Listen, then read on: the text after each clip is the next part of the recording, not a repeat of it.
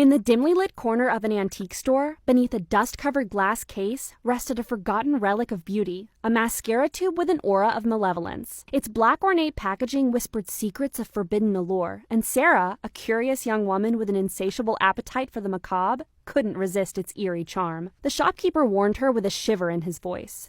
That mascara carries a curse. It grants you lashes as dark as midnight, but beware, for it hungers for more than just your beauty. Undeterred by the ominous caution, Sarah purchased the cursed mascara and applied it that very night. As the midnight liquid coated her lashes, a cold sensation crept over her eyelids. She blinked, and to her horror, her lashes sprouted into a writhing mass of ebony spiders. Terror coursed through her veins as they scuttled onto her cheeks, weaving a web of dread. Panicked, she tried to swipe them away, but the moment she touched one, it melted into smoke, leaving her fingers cold and trembling. Desperation gripped her as the spiders crawled relentlessly towards her eye sockets. Sarah's anguished screams echoed through her apartment as they disappeared into the inky abyss of her eyes. She was never seen again, but her shadowy, tormented form was said to haunt the antique store,